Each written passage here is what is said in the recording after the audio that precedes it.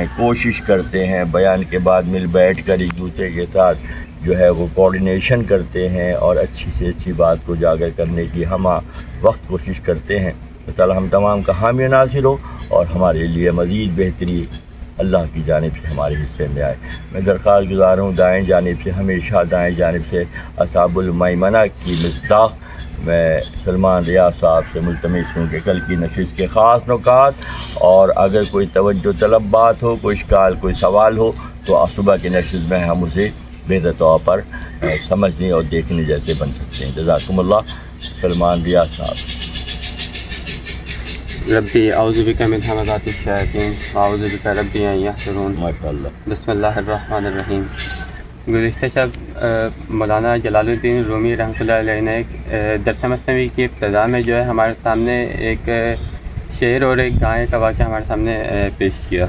آپ نے فرمایا کہ ایک دیہاتی شخص جو تھا اس نے اپنی گائے کو ایک اندھیرے والے تاریک باڑے میں اس کو باندھ دیا، اور جب وہ باندھ کے باہر گیا تو کچھ ہی لمحات میں ایک شیر آیا جو اس گائے کا شکار کر کے بالکل اسی مقام پہ بیٹھ گیا۔ تو جب کچھ وقت گزرنے کے بعد وہ شخص دوبارہ سے اس باڑے میں لوٹا اور وہ اسی کیونکہ ادھر اندھیرا تھا تو وہ ادھر ہی بیٹھ کے اپنے یہ سمجھنے لگا کہ میں اپنی گائے کو پیار کر رہا ہوں۔ تو جب وہ ہاتھ پھیرنے لگا، اس کی پیشانی پہ ہاتھ پھیرنے لگا، اس کے بالوں پہ، تو یہاں پہ مولانا روم رحمۃ اللہ علیہ نے ہمیں ایک بہت اہم نقطہ دیا ہے کہ وہ شخص جو ہے وہ جہالت کے اندھیرے میں تھا، وہ غفلت کے اندھیرے میں تھا کہ وہ لگاتار ہاتھ تو پھیر رہے لیکن وہ پھر بھی یہ نہیں پہچان پا رہے کہ اس کی گائے کا وجود کیسا تھا اور اس شیر کا وجود کیسا ہے۔ تو یہاں پہ یہ بات ہے کہ جب لوگ علم اور معرفت الہی کی روشنی سے دور ہو جاتے ہیں تو وہ حق اور باطل کو نہیں پہچان پاتے اور وہ ان چیزوں سے قریب ہو جاتے ہیں جو حقیقت میں یا آنے والے وقت میں جو ہے ان کی ہلاکت کا سبب بنتی ہیں۔ تو اسی کے فوراً بعد ہی مولانا جلال الدین رومی رحمۃ اللہ علیہ نے قرآن کی آیت سے استفادہ کیا ہے۔ آپ نے فرمایا کہ اللہ تعالیٰ نے قرآن میں فرمایا کہ اے متکبر، کیا میری تجلی سے باہر ریزہ ریزہ نہ ہو گیا۔ تو دیہاتی جو شیر کو گائے سمجھ رہا تھا تو وہ اس جہالت کے اندھیرے میں تھا، لیکن روشنی آتے ہی اس کا اگر مولانا فرماتے کہ اگر ایک لمحے کے لیے بھی اس وقت روشنی آ جاتی تو اس کا پتا پھٹ جاتا۔ اس طرح جب اللہ تعالیٰ ہدایت اور علم اور معرفت کی روشنی دل میں اترتی ہے تو انسان جو ہے وہ آہستہ آہستہ غفلت سے دور ہوتا چلا جاتا ہے، وہ حق کو حق اور باطل کو باطل دیکھتا ہے۔ جس طرح اللہ تعالیٰ کے نور کی تجلی جب کوہ طور پہ پڑی تو وہ ریزہ ریزہ ہو گیا۔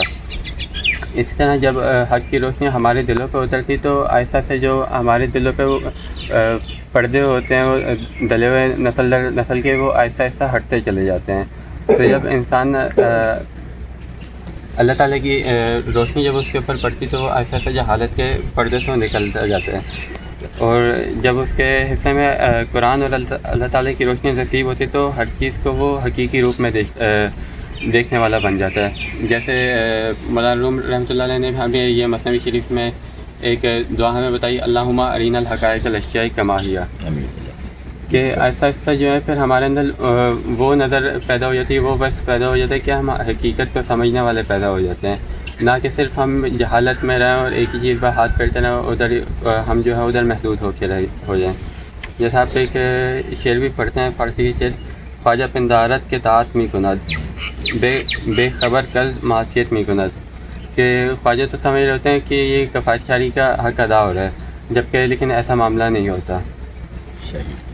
پھر اسی کے ساتھ آگے چلیں تو گزشتہ شب میں جو مولانا رومی کا جو بہت زیادہ دور تھا وہ اندھی تقلید اور تحقیق پہ تھا۔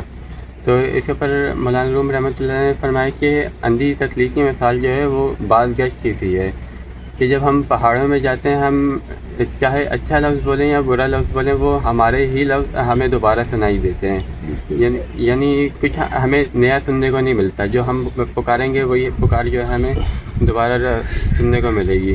جبکہ تحقیق کا مطلب یہ ہے کہ ہم جو بات سن رہے ہیں ہم اس کو قرآن کی روشنی میں اور حدیث کی روشنی میں ہم اس کو پرکھیں اور اس کی جانچ پڑتال کریں کیا یہ واقعی ایسا ہے. تو جیسے حضرت ابراہیم علیہ السلام کا واقعہ قرآن میں شروع سورہ کا مضمون ہے کہ جب خلیل حق ابراہیم علیہ السلام نے اپنی قوم سے پوچھا کہ یہ تم کن چیزوں کو پوچھ رہے ہو, کن چیزوں کی پوجا کر رہے ہو, تو ان کی قوم نے یہ کہا کہ ہمارے پاس اس بات کا جواب نہیں ہے کہ یہ کام جو ہے ہمارے باپ دادا کرتے آئے ہیں. تو وہ جو ہے وہ اندھی تقلید پہ تھے. اور اگر تحقیق کی بات کی جائے تو جیسے حضرت خلیل حق کا ہی ہم ذکر کرتے ہیں کہ آپ نے صرف 24 گھنٹے کے دورانیے میں آپ نے اللہ تعالیٰ کو پہچان لیا. یہ بھی ہے کہ آپ کی تحقیق کے یہ ڈوب جانے والا جو ہے وہ میرا رب نہیں ہو سکتا. صحیح. پھر جیسے آپ نے حدیث مبارکہ کا مفہوم بیان کیا تھا کہ جو امانت جس کے حوالے دی جاتی ہے وہ چیز وہ شخص جو اس امانت کا ذمہ دار ہوتا ہے. تو اللہ تعالیٰ نے عالم لطیف سے یہ ہماری روح جو ہے وہ امانتاً ہمارے جسم کو سپرد کی. اس کی غذا کا انتظام کرنا اور اس کا خیال رکھنا یہ ہمارے جسم کی ذمہ داری ہے. سبحان اللہ, بہت خوبصورت ہے بیٹا, بہت ماشاء اللہ ماشاء اللہ بہت خوبصورت بات. جی. لیکن جب وہ اللہ تعالیٰ نے وہ امانت اس جسم کے حوالے کی تو وہ اس جسم نے جو ہے اپنی خوراک پہ زیادہ متوجہ ہوا, جبکہ معاملہ یہ تھا کہ یہ روح جو ہے لطیف عالم سے آئی تھی اور اللہ تعالیٰ کے قرب میں یہ روح رہی ہے. تو ہمیں یہ چاہیے تھا کہ ہم جو ہے امانتاً جو اللہ تعالیٰ کی امانت ہے ہم اپنی روح کا زیادہ خیال کریں. جیسے ایک بہت ہی پیارے شعر ہے کہ آپ کا کہ مسیح مولا روم میں کہ مشک بود نام پاک ذوالجلال. کیا بات ہے, خوبصورت بات ہے, خوبصورت بات ہے. تو اللہ تعالیٰ نے یہ روح کو امانت کے طور پہ اس دنیا میں بھیجا بھی اور ساتھ ہمیں یہ نسخہ بھی بتا دیا ہے کہ اس روح کی غذا کیا ہے. وہ جو ہے ذوالجلال کا اپنا ذاتی صفاتی نام, اپنا ذاتی نام ہے جو کہ اللہ ہے. بے شک بے شک بے شک. سبحان اللہ سبحان اللہ. چمکتا ہے سامنے. جی ہاں ماشاء اللہ ماشاء اللہ. انتہائی خوبصورت نکتہ کہ جسم میں روح امانتاً رکھی گئی ہے اور جسم کی ذمہ داری یہ ہے کہ اس روح کی آبیاری کے لیے نشو و نما کے لیے اسے مزید روشن اور متبارک کرنے کے لیے محنت کی جائے. طریقہ کار بتایا گیا ہے, بہت سے طریقے بتائے گئے ہیں کہ روح کی غذا کیا ہے. روح کی غذا اللہ کا ذکر ہے, مگر حالات و واقعات اور جسمانی تقاضوں نے روح کی غذا سے ہمیں بالکل بالکل دور کر دیا ہے. ہم جسم کی غذا کے حوالے سے پوری دنیا میں نظام چل رہا ہے کہ زیادہ سے زیادہ اچھی سے اچھی اور مقوی سے مقوی غذا جو ہے وہ جسم کو دی جائے. کیا کہیں کسی شعبہ حیات میں اس بات کا کی کوئی علامت ملتی ہے کہ روح کو بھی غذا دی جائے؟ تو افسوس, صد افسوس کہ روح کی غذا کا کوئی اہتمام نہیں کیا جاتا, جبکہ اہل اللہ اور اہل خانقاہ کا طریقہ یہ ہے کہ وہ جسم کو گھٹاتے ہیں اور روح کو بڑھاتے ہیں. جسم کا گھٹنا روح کا بڑھنا ہے اور جسم کا بڑھنا روح کا گھٹنا ہے. اسی لیے اگر کوئی بہت جسیم ہے, اب جانور کتنے بھاری بھاری ہوتے ہیں, منوں کے حساب سے ان میں گوشت ہوتا ہے, تو ان کی روحیں کیا ہوتی ہیں؟ ان کی روحیں بہت ادنا ہوتی ہیں, اور جبکہ ان کے جسم بہت بھاری ہوتے ہیں. اور فقیروں کا معاملہ یہ ہے کہ ان کے جسم تو بہت نہیں بہت کمزور ہوتے ہیں, اور ان کی پرواز کی کیفیت کیا ہوتی ہے؟ کی پرواز کی کیفیت انتہائی اعلیٰ و عرفہ ہوتی ہے. جہاں بیٹھتے ہیں اپنے رب کو راضی کرنے کے لیے بیٹھتے ہیں, اور جہاں بیٹھتے ہیں مخلوق خدا کی خدمت کے لیے بیٹھتے ہیں. یہ اہل اللہ کا خاص طریقہ. جسم کا گھٹنا روح کا بڑھنا ہے, اور جسم کا فربا ہونا روح کے کمزور ہونے کی علامت ہے. تو اس بات پر فقراء اہل خانقاہ توجہ دیتے ہیں کہ وہ جسم کو غذا تو دیں, منع نہیں کیا گیا, مگر روح کی غذا کا خاص خیال رکھیں. جزاک اللہ و احسن. جیسے نوجوان بچوں میں یہ صلاحیتیں ابھی آہستہ آہستہ اجاگر ہو رہی ہیں کہ چیزوں کو مختلف اینگل سے دیکھنے کی خاطر. سبحان اللہ. سورج کو ہم صبح بھی دیکھیں گے, نکلے گا چمکتا ہوا, ہم دیکھ لیں گے بڑے آرام سے.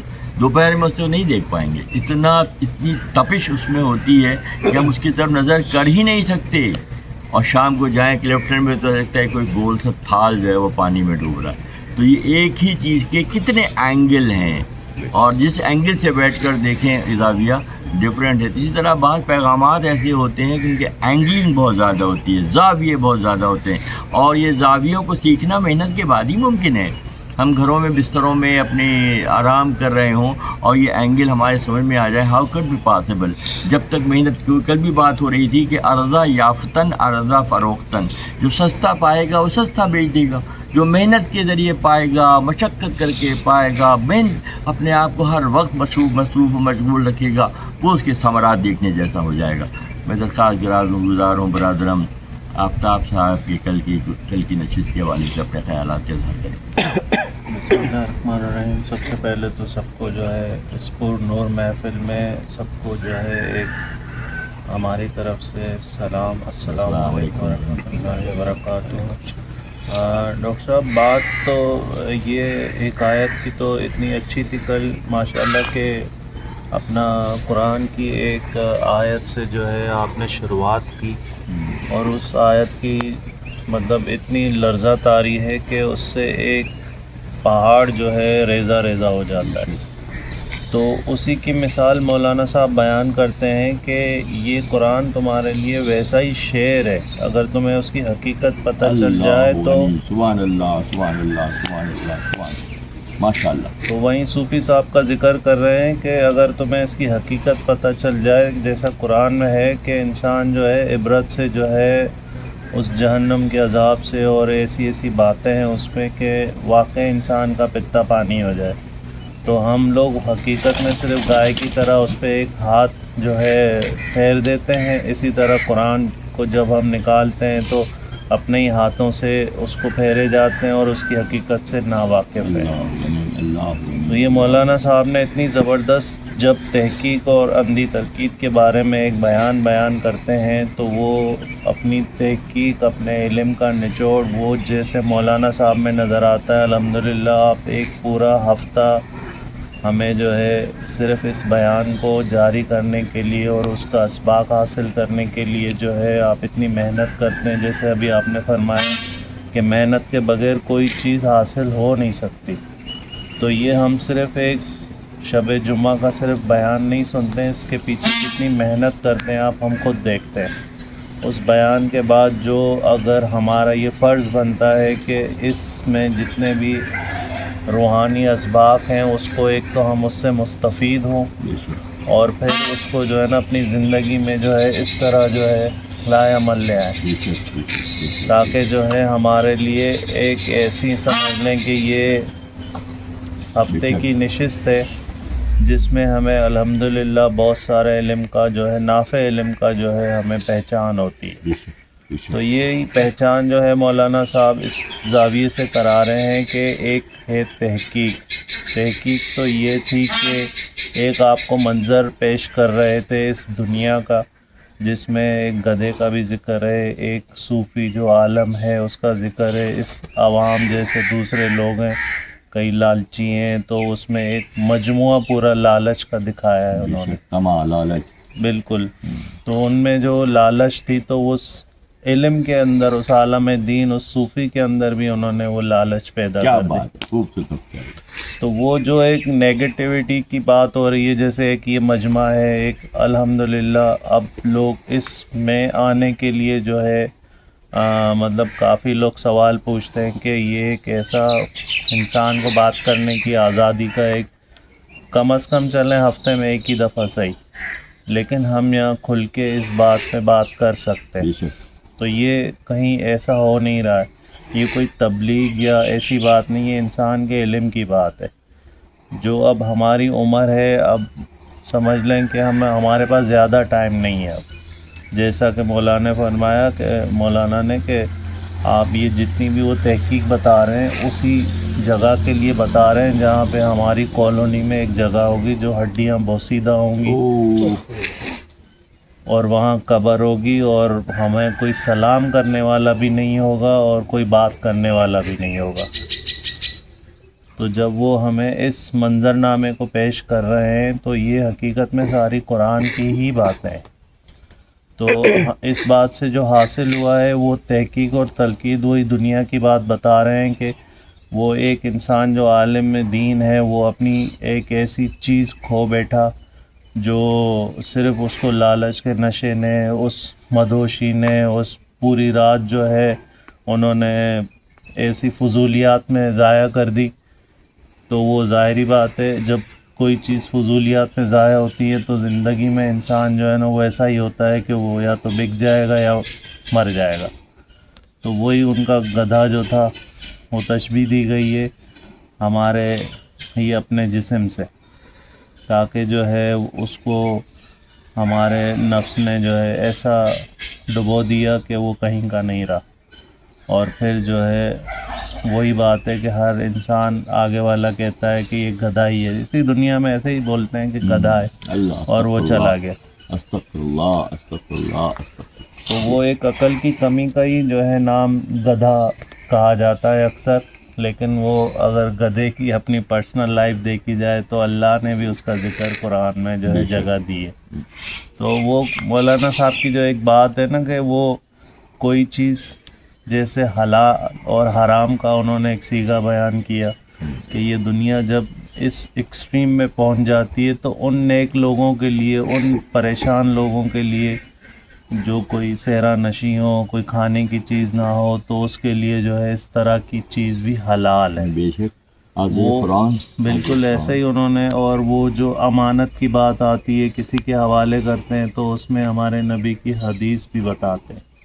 تو آپ بتائیں کہ وہ جب اتنے زاویے بتا رہے ہیں تو ایک زاویے پہ آ کے دنیا جو ہے کیوں سمجھتی نہیں ہے کہ اللہ کے جو برگزیدہ بندے ہیں، اگر اس کی محفل، اس کی صحبت، اس کی سنگت، اس کی ماہیت میں جو ہے سبحان اللہ انسان اتنا اچھا جو ہے علم سیکھتا ہے اور ایسی اللہ کی پہچان رکھتا ہے کہ جو ایک احکامات اور شریعت اور سب سے آگے جو چیز ہمیں بتائی گئی ہے، اگر کسی کو مسلمان کے لیے کہا جائے تو یہی بات کہی جاتی ہے کہ آپ توحید پہ جو ہے سب سے پہلے اللہ کی وحدانیت پہ جو ایمان لے کر آئے۔ اس کو عبادت کے بارے میں نہیں بتایا جاتا ہے۔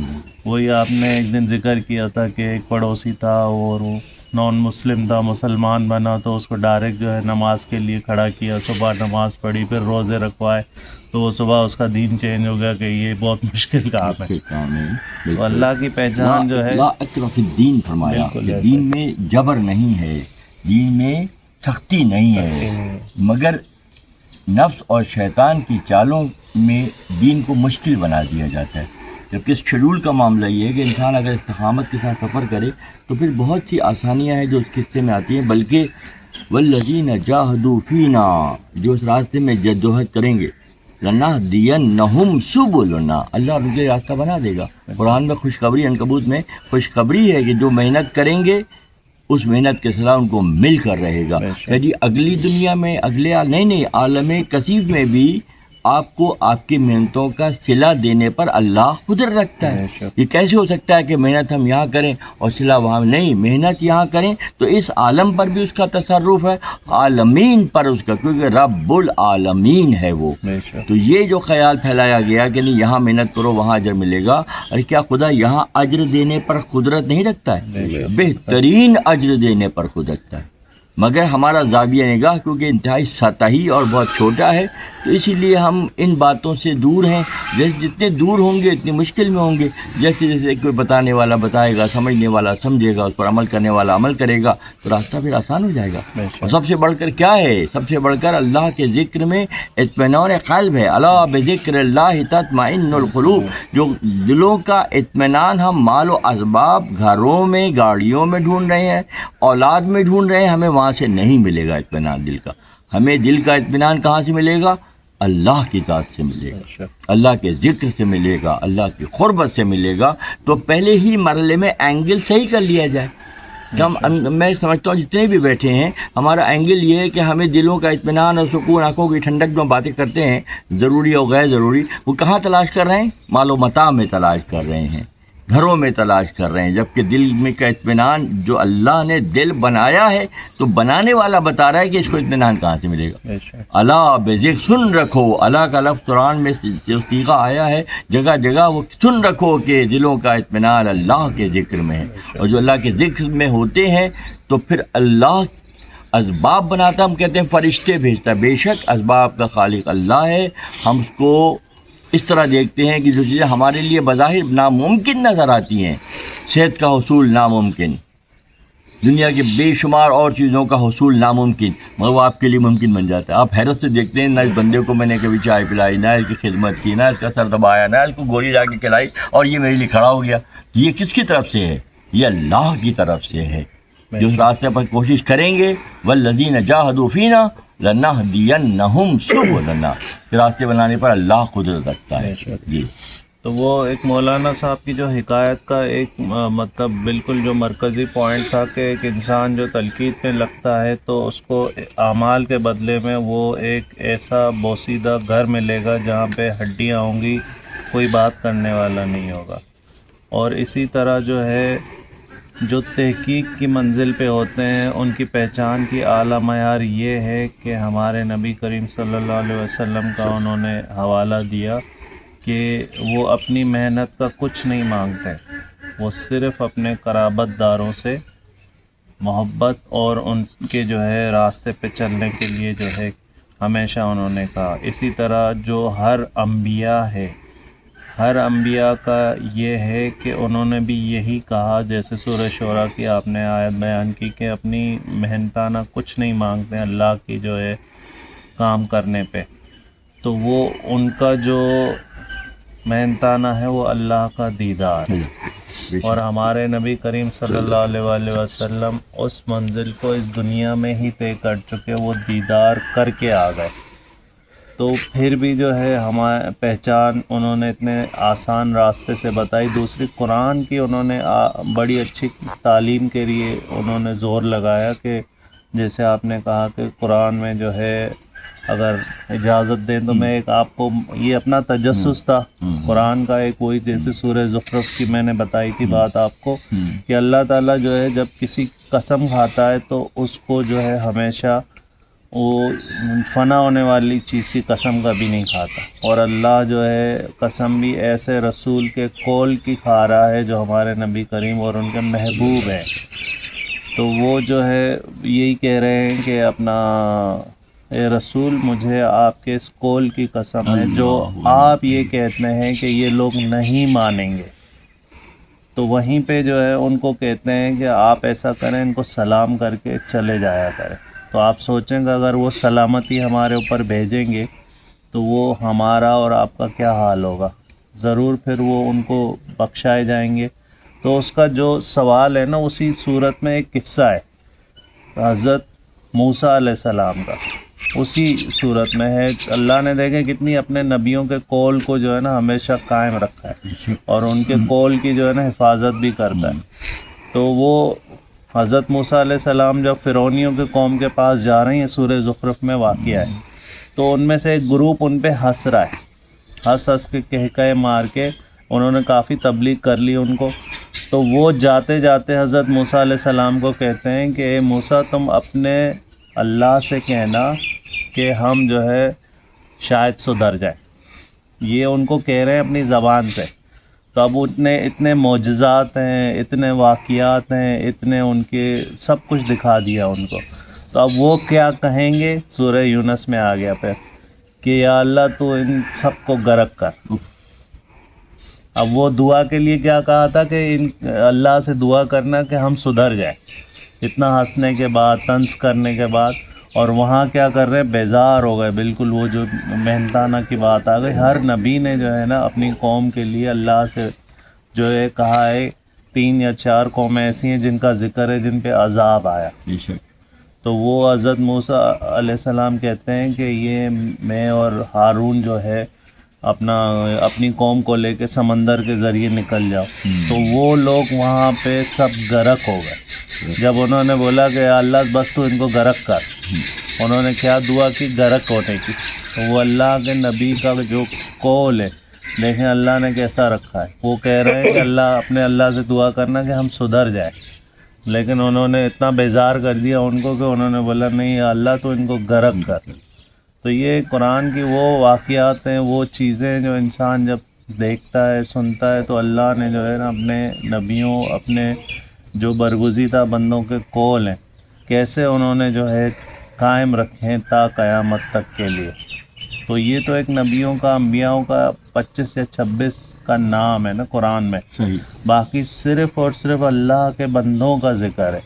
تو اللہ کے اتنے بندے ہیں کہ وہ تا قیامت تک کے لیے آتے رہیں گے. ہم سمجھتے ہیں بہت اتنے عالم دین اور اتنے زبردست زاویے سے ہمیں شرح سناتے ہیں ایک توحید کی وحدانیت کی پہچان کی, تو مولانا روم بھی انہی میں سے ہیں. بے شک اور ہم بڑے خوش نصیب ہیں کہ ایسے لوگوں میں بیٹھتے ہیں. بس اللہ تعالیٰ اس دائرے کو اور اس پرنور محفل کو اور وسعت دے, اور ہمارے سارے جو ہے بھائی جتنے بھی ہیں وہ علم کی ایک ایسی روشنی سے روشناس ہو جائیں جو ہم ایک دوسرے کے لیے اصلاح کا سبب بنیں. آمین آمین سبحان اللہ و بحمدہ. بہت خوبصورت انداز میں آپ نے جو ہے خلاصہ پیش کیا ہے. اللہ تعالیٰ ہم تمام کا حامی و ناصر. دیکھیں نا, کہتے ہیں سادہ سی مثال دیتے ہیں کہ جس درخت میں پھل لگتے ہیں وہیں پتھر بھی آتے ہیں. تو کیا وہ جو نیگیٹو پاور ہے, ایک کا نام لے رہا ہے, ایک پاور کا نام پاورز کا صیغہ استعمال کر رہا ہوں, منفی طاقتیں ہیں, وہ کب چاہیں گی کہ ہم اس راستے پر استقامت سے چل سکیں؟ تو ہمیں تو ہر وقت ہوشیار رہنا ہے. آپس کا پیار و محبت, آپس کا درگزر, اور آپس کے معاملات میں اعتدال, آپس کے معاملات میں ایک دوسرے کی عزت و توقیر, یہ اس وقت بہت ضروری ہے.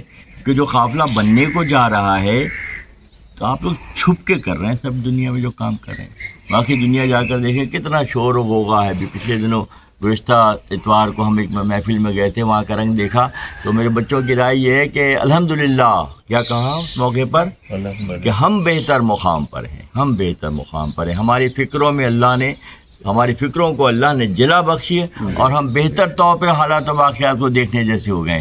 تو جب یہ ایسا ہو ہی چکا ہے تو اس کی حفاظت بھی تو لازم ہے. اس کی حفاظت ہر لمحے لازم ہے, لمحہ لمحہ جاگنا ہے, کیونکہ جو خزانے جہاں ہیں وہیں پہ تو خطرہ ہوتا ہے نا آنے کا نیگیٹو پاورز کا. تو اس کی حفاظت بھی کرنا ہماری آپ کی سب کی ذمہ داری ہے. اور یہ بہت اہم میسیج ہے کہ ہم لوگوں نے, ہم تمام احباب جو سب موجود ہیں اور دیگر جو آتے ہیں رات کو اور پھر اپنے مجلس کے بعد روانہ ہو جاتے ہیں, ہم نے سب کو سمیٹ کے چلنا ہے. یہاں کثرت کی زونی ہے, لاکھوں کا مجمع اور ہزاروں لوگوں پنڈال بھرا ہوا ہو, رسوا بیان کا ایسا کچھ بھی نہیں ہے. اگر کچھ لوگ بھی تیار ہو جائیں تو وہ ایک ہزار پر بھاری قرار پا سکتے ہیں. اس کے لیے نفس کی صورت میں, شیطانی چالوں کی صورت میں جو حملے ہوں گے, خدا اس سے ہماری حفاظت کرے. ظاہر حامی و ناصر, حفاظت کرنے والی تو ذات اللہ کی ہے. ہم نے کوششیں کرنی ہیں اور اپنے لیے اور ماحول کو بہتر رکھنے کے لیے اپنے آپ کو وقف کر کے راہ خدا کی اس محنت کو اور اس کی باراوری کے مناظر کو دیکھنا ہم پر واجب ہے دراصل. نہ کہ ہم تھک کر بیٹھ جائیں اور رس کر بیٹھ جائیں, ناراض ہو کر بیٹھ جائیں. ہمیں مستقل چلنا ہے. ان چالوں کو ہم منفی طاقتوں کی چالیں سمجھ جائیں کہ یہ ہمارا راستہ کھوٹا کرنے کی کوششیں ہیں جس سے ہمیں بچنا ہے. جزاکم اللہ. میں کر لیا وہ بکریوں کا دودھ پی کے گھاس پھوس کھا کے وہ بڑا ہوا. تو کچھ عرصے کے بعد وہ چرواہا بکریاں چرانے جنگل میں گیا تو وہاں شیر شکار کے لیے بکریوں کے ریوڑ میں آ گیا. اب ریوڑ میں آیا تو بکریوں کے پیچھے بھاگا تو ساری بکریاں بھی بھاگنے لگی, تو وہ شیر بھی اس بکریوں کے ساتھ بھاگنے لگا. تو شیر نے دیکھا کہ بکریاں تو میرے ڈر کی وجہ سے بھاگ رہی ہیں, یہ شیر کیوں بھاگ رہا ہے, یہ تو میری نسل کا ہے, مجھ سے یہ. بھاگ کر اس شیر کا اس نے راستہ روک لیا. تو کہاں جا رہا ہے؟ اس نے کہا کہ میں بکریوں کے ساتھ جا رہا ہوں, بکریوں میں بھی. نہیں تو بکری نہیں ہے تو شیر. تو اس کو یقین نہیں آ رہا تھا, تو اس کو پکڑ کے پانی کے تالاب میں لے گیا, اپنی صورت بھی دکھائی اور اس کو کہ دیکھو تم میری طرح شیر ہو, تم بکری نہیں ہو. پھر اس کا پونچھ اپنا کھڑا کر کے اس نے وہ جو شیر آواز نکالتے ہیں اس سے, بکری کو تو چھوٹا سا پونچھ ہوتا ہے, بڑا نہیں ہوتا, اس نے اس کو آواز نکال کے دیکھا, دیکھ تمہارا پونچھ بھی ہے, اور اس طریقے سے تم میری نسل میں سے. تو حقیقت یہ کہ شیر نے پھر جا کے یقین کر لیا, لیکن وہ پل بڑھ کے بکریوں کے ساتھ بکری ہو گیا تھا. یہاں پہ مولانا فرما دے کہ تمہاری روح جو ہے یہ عالم قدس سے آئی ہو اس جہان میں, تم شیر کی طرح ہو, لیکن تم نے خود کو بکری سمجھ لیا ہے دنیا داری میں چر کے اس طریقے سے. یہ ایک آیت چھوٹی سی تھی. اور دوسرا آپ نے ذکر کیا قبلہ کے دلال کا. تو مرشد بھی بیچ میں دلال ہی ہے. اس کا کام ہے خدا اور بندے کو آپس میں ملانا. تو جو کچھ ہے مرشد کی وجہ سے یہ کامل مرشد کی تلاش میں ہے. اگر نہیں ہے تو ڈھونڈو اس کو. وہ تمہیں جو حقیقی راستہ مالک کا وہ دینا ہے تمہیں. یہ چھوٹی سی بات. ماشاء اللہ صحیح.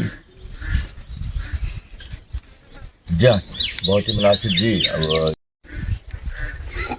بسم اللہ.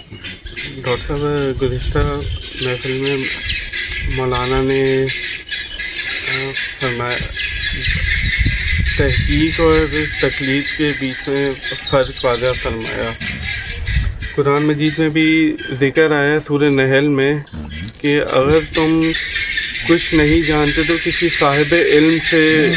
سبحان اللہ. بے شک بہت خوبصورت بات ہے. صاحب علم سے پتہ کرو. قرآن مجید میں بھی تحقیق کا حکم دیا گیا ہے نہ کہ تقلید پہ چلنے کا. اسی طرح دیکھا جائے تو مولانا فرماتے ہیں تقلید کا معاملہ ایسا ہے کہ کوئی اندھا لاٹھی کے سہارے چلتا ہے اور وہ صرف جتنی اس کی لاٹھی ہوتی ہے وہاں تک صرف اس کو پتہ چل رہا ہوتا ہے کیا ہے. جبکہ تحقیق کا معاملہ یہ ہے کوئی بصارت کے ساتھ چل رہا ہے اور وہ دور دور تک دیکھ سکتا ہے کہ کیا معاملات ہیں اور کہاں پہ کیا موجود ہے. تحقیق کی اہمیت اس واقعے سے بھی معلوم ہوتی ہے کہ جب حضرت مولانا جلال الدین رومی ایک چلہ کے بعد حجرے سے باہر آئے تو ایک عیسائی پادری وہاں پہ ان کا انتظار کر رہا تھا اور سوال کیا کہ آپ نے بھی پل صراط سے گزرنا ہے اور ہم نے بھی گزرنا ہے. تو آپ کس طرح گزریں گے اور ہم کس طرح گزریں گے.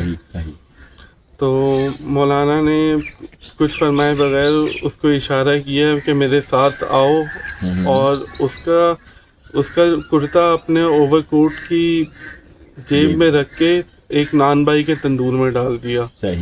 جب نکالا تو جواب واضح ہو گیا کہ جو اوور کوٹ تھا وہ تو اور صاف اور اجلا ہو گیا تھا جبکہ اس کی جیب میں جو کرتا رکھا ہوا تھا وہ جل کے راکھ ہو گیا تھا. یہ فرق ہوگا کہ مومن پل صراط سے گزریں گے تو جہنم کی آگ، جہنم نیچے ہے، پل صراط کے اوپر سے گزرنا ہے. جو صراط مستقیم پر ہوں گے وہ تو بہت پلک جھپکتے میں گزر جائیں گے، اور جو پچھلی حقائق اور ضابطے کی بلاہول کا صرف ورد کر رہے ہوں گے وہ پھر یہاں اور وہاں گر رہے ہوں گے. تو اس کا مطلب یہ ہے کہ مومنانہ شان کے ساتھ پل صراط سے گزرے گا. جب معروم گزریں گے تو کیسے گزریں گے، اور راہب گزرے گا تو کیسے گزرے گا. راہب کا کرتا مولانا کی اوور کوٹ کی جیب میں ہے. مولانا فرمایا کہ ہم گزریں گے تو ایسے گزریں گے مزید ہماری روحیں چمکدار ہو جائیں گی، اور تم گزرو گے تو تم دھواں بن جاؤ گے. دس از دا میجر ڈفرینس. بنیادی فرق ہے سوچ کا، عمل کا، تدبر کا، فراست کا، پیروی کا، راہ پر چلنے کا. جی ڈاکٹر صاحب مولانا فرماتے ہیں جب تقلید سے نکلو گے اور سفر کرو گے تو تحقیق کی منزل کے اوپر آ سکو گے. جس طرح ایک واقعہ ہے کہ جب ایک قافلہ مکہ کے قریب ایک قافلہ سفر کر رہا تھا اور ان کے پاس پانی ختم ہو گیا تھا، تو اللہ کے نبی نے کہا کہ ایک یہاں سے حبشی غلام گزرے گا جس کے پاس 2 مشکیزیں ہوں گے. وہ تکلیف کی منزل پہ تھا اس وقت کہ اس نے سنا تھا کہ کسی سے بھی ملنا محمد عربی سے نہ ملنا، کیونکہ وہ جس سے ملتے ہیں اس کو اپنا بنا لیتے ہیں. جب اس کو زبردستی لایا گیا، اللہ نے اس کو تحقیق کا ایک تکلیف سے نکال کر تحقیق کی منزل پر اللہ سرفراز کرتا ہے. کوئی مشاہدہ ایک ہوتا ہے جیسے بھی آپ نے کہا کہ ایک لاٹھی کے سہارے چل رہا ہے اور ایک اپنے آنکھوں کی بنیاد پر چل رہا ہے، تو دونوں میں زمین آسمان کا فرق ہے۔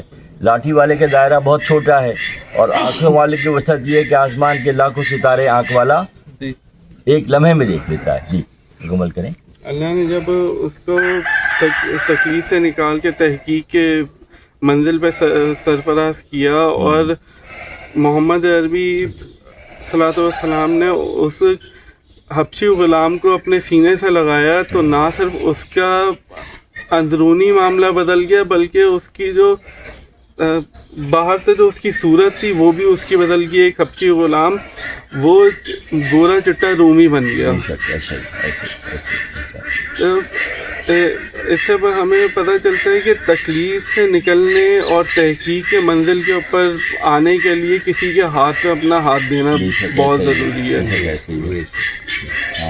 جس طرح ثریا نور پہلے مرحلے کے اندر ایک آتش پرست تھا، اور جب مولانا کے ہاتھ پہ مسلمان ہو گئے تو ان سے کسی نے پوچھا کہ مولانا نے تمہیں کیا سکھایا، تو انہوں جو ثریا نور جن کا اگلے مرحلے میں نام علاؤ الدین مولانا نے رکھا، تو انہوں نے کہا کہ پہلے میں خدا خوانی کرتا تھا، خدا کو پڑھتا تھا، اب مولانا نے مجھے خدا کی پہچان کروا دی ہے۔ بہت خوبصورت بات ہے۔ تحقیق اور تکلیف کا فرق یہ ہے کہ ہم خدا کو پڑھتے ہیں۔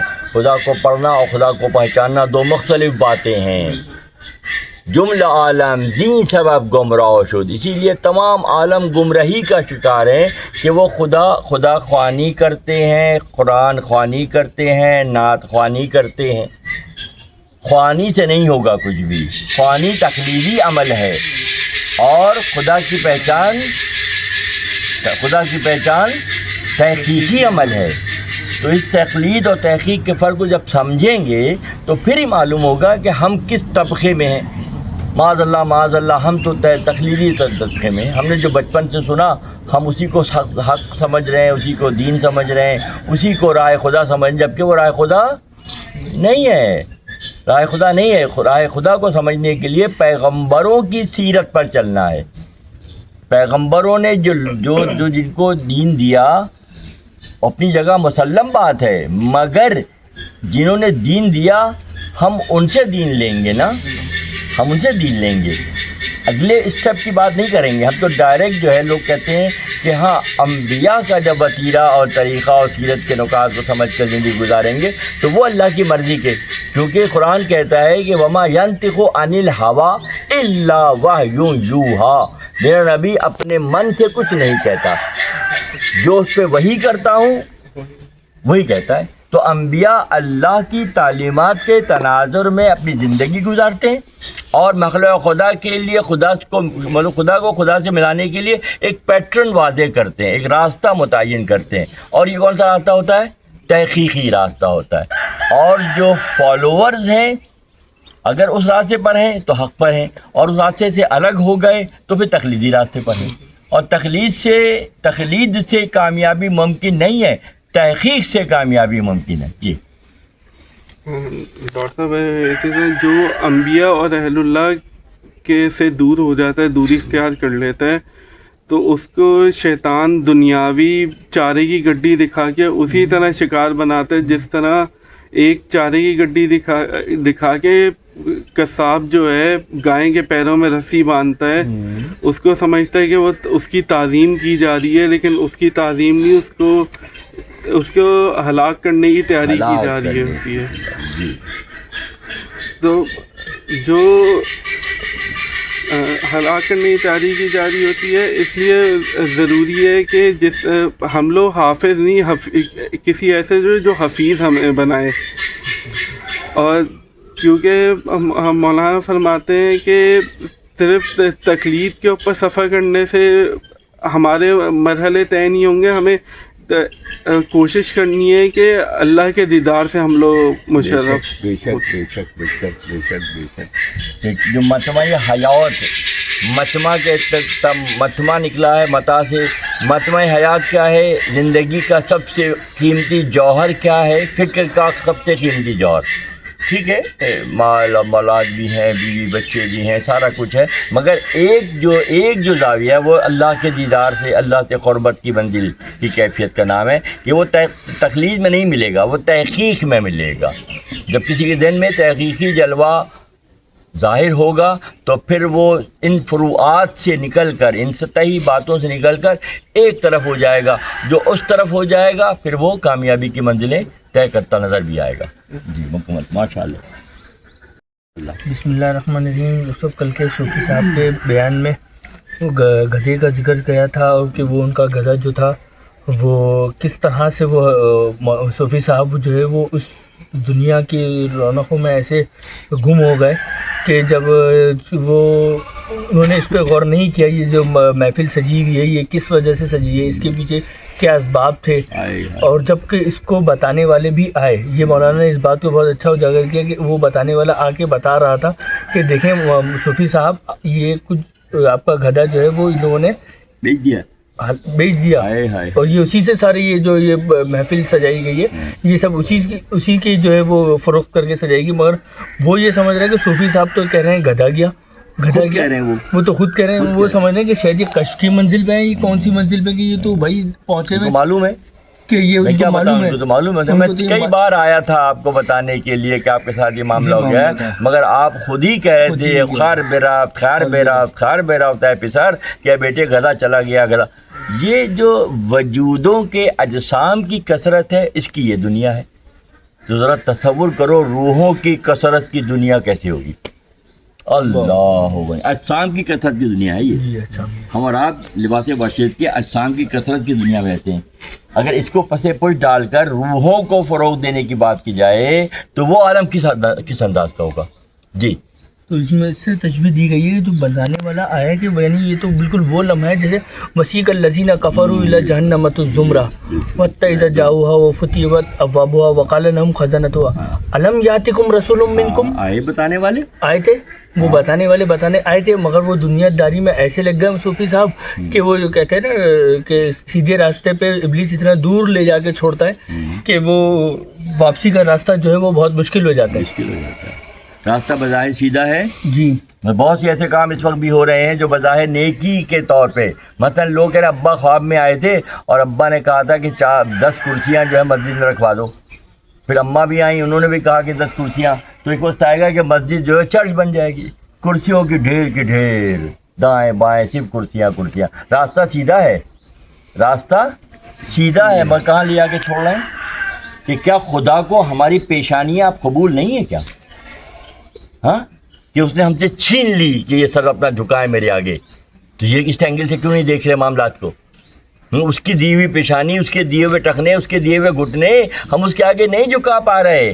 ہم اس جسم کو راحت دینے کے لیے کرسیوں میں بیٹھے ہو گئے. راستہ سیدھا ہے، نیکی کا کام بظاہر نظر آ رہا ہے، مگر اس نیکی میں چھپی ہوئی بہت بڑی خرابی، کیونکہ یہ تقلید کی بنیاد پہ تحقیق ہوتی تو پھر غور و فکر ہوتا، اس کے نیگیٹو جو پوائنٹس ہیں اس کو بھی بندہ سمجھتا اور پھر اس آپ سے لا عمل طے کر کے اپنے آپ کو سیو کرنے کی کوشش کرتا. جی جہاں صوفی صاحب کو یہی بتایا گیا کہ تقلیدی اور تحقیقی میں فرق واضح کیجیے. تقلیدی جو ہے وہ صوفی صاحب اپنی نظر میں بظاہر بہت اچھا کام کر رہے ہیں، ان کی نظر میں بہت اطاعت کا شاعری کا حق ادا ہو رہا ہے، مگر بے خبر ہے کہ وہ معصیت کا شکار ہیں. تو دنیا میں بے شمار ایسے اس وقت بھی بے شمار ایسے نکات ہیں، اس پر نہیں جائیں گے ڈیٹیل میں ہم، مگر جو کام کیا جا رہا ہے نیکی کے نام پر، مگر وہ نیکی تو نہیں، وہ تو نیکی نہیں قرار پا سکتی. کیسے قرار پا سکتی ہے؟ اس کا جو اس کے نتائج ہیں وہ نہیں ہے جو ہونے چاہیے اور نہیں ہو رہے ہیں، نہ ہو رہے ہیں. معاشرہ اس وقت کیسا ہو گیا، یعنی کہ رمضان شریف میں آخری عشاء میں کھلانا ہے بھائی، بڑا اچھا کام ہے. اب لوگ یہ دیکھنے لگے کہ کس مسجد میں اچھا کھانا اچھی نہاری ملتی ہے. تو کام نیکی کا ہے کہ آخری عشرے میں لوگوں کو کھانا کھلانا ہے، مگر کیا ہوا کہ جب اتنی مرغن غذائیں کھا کر آخری عشرہ شیطان برباد کر دیتا ہے. ہم کیونکہ طب سے متعلق شعبے سے متعلق ہمارے پاس کیسز آتے ہیں کہ اتنا زیادہ مرغن کھانے کے ذریعے کیا وہ یکسوئی حاصل ہو سکتی ہے؟ آخری عشرہ اللہ سے تعلق کی کیفیت کا نام ہے، ملتا ہے بہت اہم سوال ہے، اور اس پہ غور نہ کریں اور اسی سادگی تقلیدی انداز میں گزرتے جائیں اور تحقیق نہ کریں تو کیا فائدہ ہوگا اس آخری اشرے کا، جبکہ آخری اشرے اور تاخراتوں کی بات یہ ہے کہ وہ فضیلت کے اعتبار سے بہت اعلیٰ مقام پر ہے، مگر کیا اعلیٰ مقام ہمارے حصے میں آ پائے گا ان تقلیدی اعمال کی وجہ سے؟ نیکی بظاہر نیکی، مگر وہ نیکی تو وبال جان بن رہی ہے اور پورا معاشرہ اس وقت اسی انداز میں چل رہا ہے۔ تو رکنے ٹھہرنے غور کرنے کی بات ہے کہ کون سا عمل حدود سے نکل کر پازیٹیویٹی سے نکل کر منفی راستے پہ چاہ رہا ہے، یہ ہمیں ہمارے سوچنے اور غور کرنے کی بات ہے۔ جی اسی طریقے سے اندھی تقلید پہ مولانا کی ایک حکایت ہے کہ ایک صاحب جو ہے وہ بیمار کی عیادت کے لیے جاتے ہیں اور وہ ان کی خام خیالی یہ ہوتی ہے کہ میں ایسے سوال کروں گا اور وہ ایسے کرتا ہوں کہ وہ مجھے جواب دے گا۔ وہ ان سے سوال کرتے ہیں کہ بھائی آپ کا کیا حال ہے، تو وہ کہتا ہے میں تو برباد ہوں۔ وہ کہتا ہے سبحان اللہ سبحان اللہ، وہ بہرا تھا، سنتا نہیں تھا۔ جی ہاں، وہ تحقیق پہ نہیں تھے، وہ صرف تقلید پہ تھے۔ پھر دوسرا وہ سوال کرتے ہیں کہ کیا کھا رہے ہو، تو وہ کہتے ہیں بھائی میں تو انگارے کھا رہا ہوں۔ جل کے کہتا ہے، جی ہاں، وہ جل کے جب وہ جل جاتے ہیں تو وہ کہتے ہیں کہ میں تو انگارے کھا رہا ہوں۔ تو یہ جو ہوتے ہیں وہ کہتے ہیں کہ وہ اس سے اچھی تو کوئی جو ہے وہ غذائی نہیں ہے۔ پھر وہ دوسری تیسری دفعہ سوال کرتے بھائی علاج کس سے کرا رہا ہو، وہ مزید اور چل کے کہتے ہیں ملک الموت تھے۔ تو اس نے بولا کہ اس سے اچھا تو کوئی معالج ہی نہیں ہے۔ تو بظاہر تو وہ خود خیام خیالی یہ ہے کہ ہم بہت اچھا کام کر رہے ہیں، حق تو یہ ہے کہ وہ بالکل اس کے برعکس ہے۔ بالکل، کیونکہ یہ یعنی کہ جو کام ابتدا میں ہی اس راستے پر نہ ہو جو حق کا راستہ ہے، تو اس کی انتہا پھر کیا ہوگی؟ انتہا پھر غفلت کہلائے گی، انتہا پھر دوری کہلائے گی، انتہا پھر سطحیت کہلائے گی۔ جی مولانا یہ کہنا ہے کہ اگر کامل کے ساتھ جڑو گے تو نجات اخروی کا قرار پاؤ گے، نہ کہ جو ہے وہ اس طرح سے کرو گے تقلیدی علم کے پہ اگر رہو گے تو وہ پھر وہی جیسا بھی حسان نے کہا کہ لاٹھی کے سہارے چلنے کے مترادف جگہ جگہ پھر وہ آپ گرو گے۔ مولانا یہ فرماتے ہیں کہ ہم کو یہ چاہیے کہ ہم اس طرح سے اس کی تیاری کریں کہ جب ہم اگلے مرحلے میں جائیں تو وہاں پر یہ پتہ چلے کہ جب یہ جسم کی دیوار گرے تو معلوم ہوگا کہ یہ یہاں پر ہیرے جواہر ہیں، یہ سانپ بچھو کے گھر ہیں۔ خوب مثال ہے یہ۔ اور دیکھیں آج کی نشست میں یہ بات سامنے آ رہی ہے کہ آپ لوگوں کے ذہنوں میں اس سے جو کنیکٹڈ جو مضامین ہیں وہ بھی آ رہے ہیں کہ یہ بات یہاں پہ اس طرح سے ہے، یہ بات یہاں پہ اس طرح سے ہے، یہ بات اس حکایت میں اس طرح سے، یہ کنیکٹیوٹی پیدا ہو رہی ہے اور ازرویہ مثنوی ازرویہ قرآن پیدا ہو رہی ہے۔ تو یہ بہت بڑا وصف ہوگا فیوچر میں کہ آپ کی گفتگو میں وہ زاویہ ہوگا جو قرآن کا زاویہ ہوگا، وہ زاویہ ہوگا جو انبیاء کا زاویہ ہوگا، وہ زاویہ ہوگا جو اللہ کی مرضی کے مطابق ہوگا۔ جی مکمل کیجیے۔ اسی طریقے سے یہ مرحلہ جب ہم یہ ساری تقلیدی تحقیقی اور تقلیدی علم دونوں ساتھ ساتھ چلتے ہوئے جب آخری پہ پہنچیں گے تو دونوں کا فرق واضح کیا گیا۔ ایک تو وہ ہے جہاں پر جو ہے وہ ہیرے جواہر ہے، جہاں اہل اللہ کا بصیرہ ہے، جہاں پر لوگ پہچاننے والے ہیں، اور دوسرا یہ ہے وہاں پہ صرف گلی سڑی بوسیدہ ہڈیاں ہیں۔ تو آپ نے موقع پہ فرمایا تھا کہ قبر جو ہے جنت کے باغوں میں سے ایک باغ ہے اور جہنم کے گڑھوں میں سے ایک گڑھا ہے۔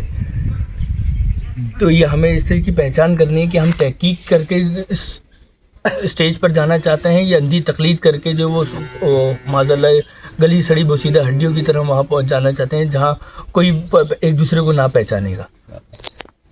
عنقریب مولا کا یہ قول ہے نہج البلاغہ سے ہے کہ عنقریب تم ان بستیوں میں منتقل ہو جاؤ گے جہاں سڑا ہوا گوشت اور بوسیدہ ہڈیاں ہی ہوں گی۔ کتنی بڑی بات ہے کہ مولا کا قول کتنی ڈیپتھ کے ساتھ ہے یہ۔ انا مدینۃ العلم وعلی بابہا، اس کی دلیل ہے یہ کہ آپ کی نظر بسط ہم میں سے ہر شخص دیکھ رہا ہے، ہم میں سے ہر شخص جانتا ہے کہ جب ہم قبرستان جاتے ہیں تو عالم سکوت میں جاتے ہیں، وہاں بولنے کی بھی کوئی وہ نہیں ہے، نہ کوئی بولتا ہے نہ کوئی سنتا ہے، اور جو چیزیں ہیں وہ کیسی ہیں کس لیول کی ہیں ہمیں معلوم ہے، مگر ہم اس چیز کو دیکھتے بالتے تقلید کی وجہ سے تحقیق نہ ہونے کی وجہ سے ایسے گزر جاتے ہیں۔ کیا ہمارا گزرنا ہمیں نجات اخروی سے سرفراز کرے گا؟ کبھی بھی نہیں کر سکے گا۔ اس لیے حقیقت پسندانہ عمل یہی ہے کہ ہم نے بہت احتیاط سے معاملات کو دیکھنا ہے۔ جزاکم اللہ۔